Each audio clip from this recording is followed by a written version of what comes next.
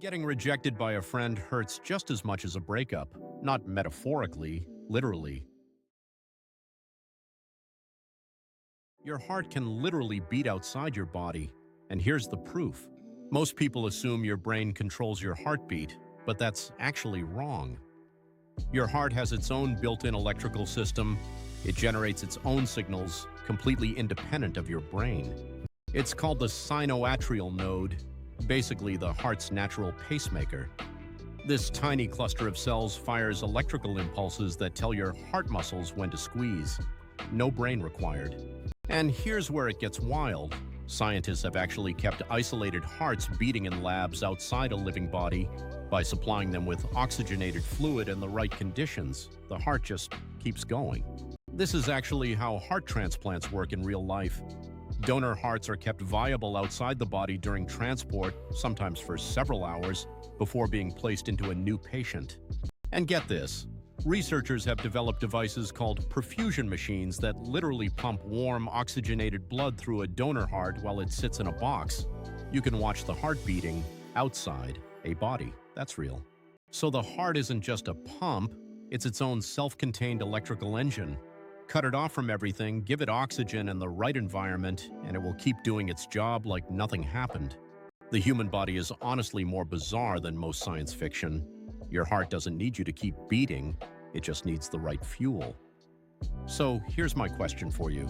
If your heart can survive without your body, what does that say about what life actually is? Drop your answer in the comments. I want to hear what you think. A scientist completely changed how airplanes fly, and almost nobody knew his name for decades. Here's why.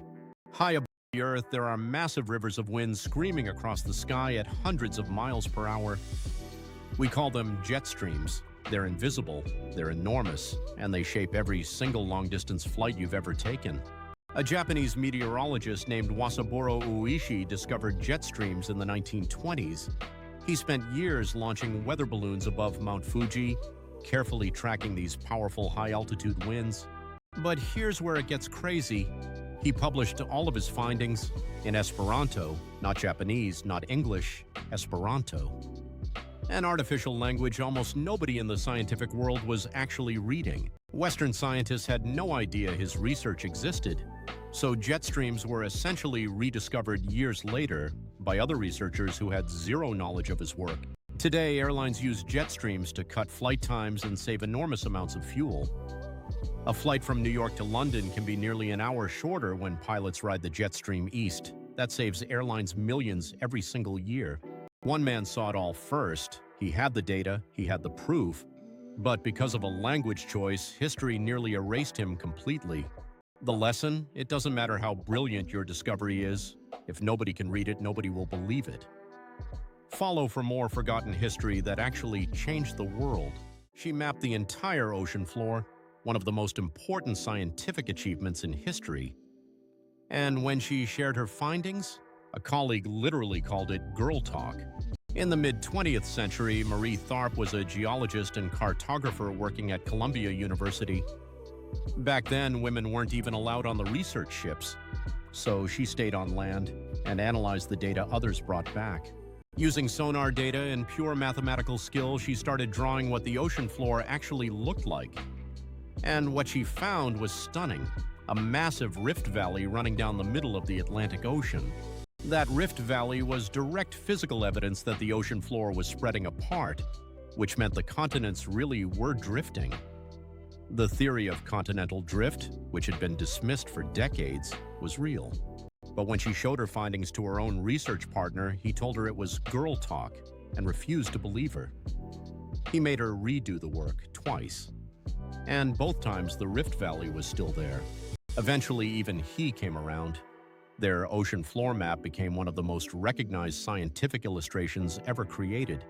It helped confirm plate tectonics, the foundation of modern geology. Marie Tharp spent decades being overlooked, but later in her life she was awarded the Mary Sears Woman Pioneer in Oceanography Award. Science finally caught up to what she already knew. The woman who literally drew the proof for how our planet works was told her work was gossip. Drop a comment if you think she deserved way more credit, and follow for more stories like this. Tiny mice changed the outcome of World War II. Not soldiers, not bombs, field mice, and almost nobody talks about it. Stalingrad, 1942. It was one of the deadliest battles in all of human history. The German army was pushing hard and their tanks were supposed to be unstoppable. But then winter hit, and we're talking brutal, bone-crushing Soviet winter. Temperatures dropped so low that engines froze, fuel lines cracked, and machinery started failing everywhere. And that's exactly when the mice moved in. Massive swarms of field mice driven out of the frozen fields with nowhere else to go crawled straight into the warm engines of German vehicles. They chewed through insulation, wiring, rubber seals, fuel lines, basically anything they could get their teeth into. German mechanics couldn't keep up. Vehicles that survived Soviet bullets were being taken out by rodents.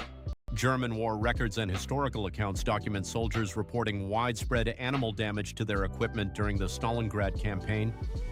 It wasn't just an inconvenience, it was a logistical nightmare that compounded an already catastrophic situation.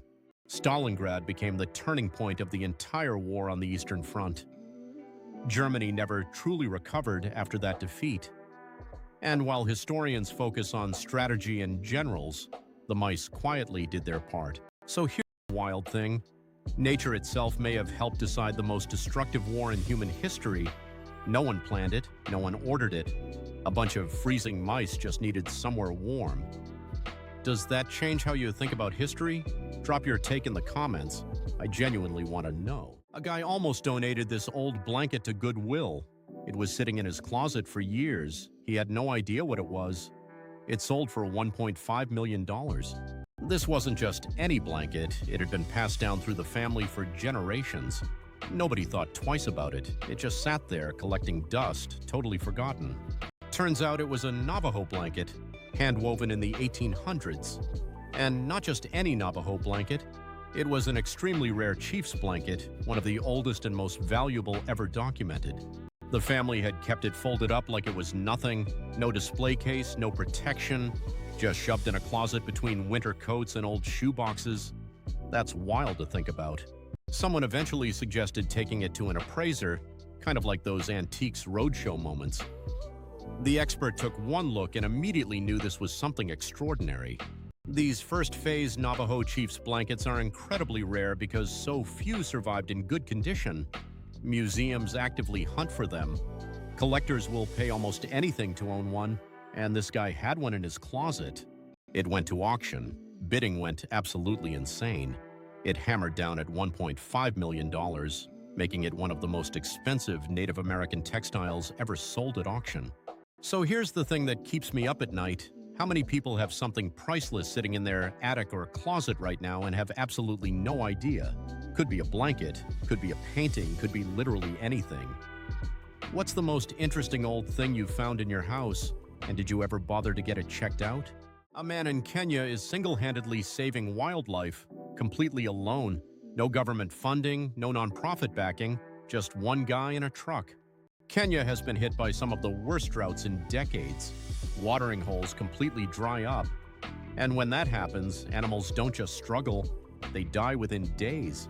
So this man started loading up a tanker truck with thousands of gallons of water every single morning and driving it deep into the bush, sometimes hours away, just to refill those dried up watering holes himself. Elephants, zebras, giraffes, buffalo, animals that would have collapsed and died in the heat were drinking again because of him. Wildlife rangers confirmed the impact was real. And here's the part that genuinely floors people. He was paying for all of it out of his own pocket. The fuel, the water, the truck, every single trip.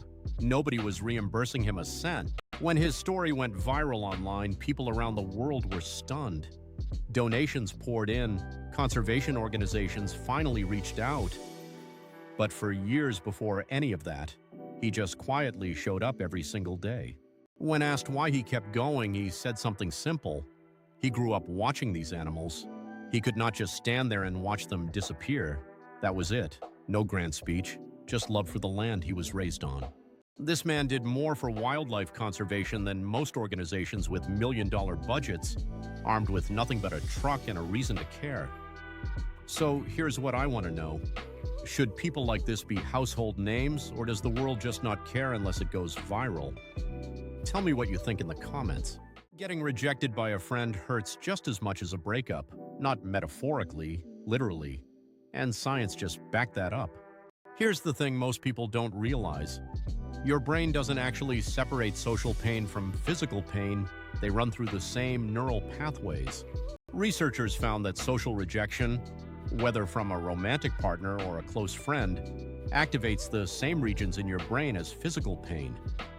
That ache in your chest, it's real. But here's the part nobody talks about.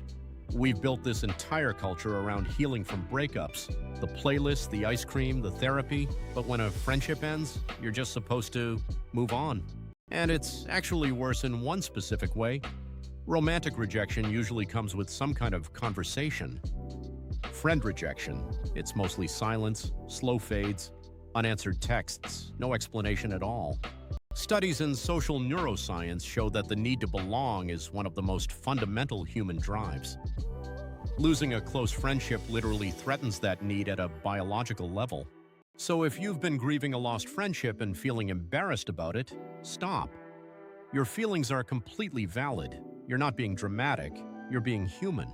Share this with someone who needs to hear it, and drop a comment. Have you ever lost a friendship that hit harder than any breakup? Because you are definitely not alone.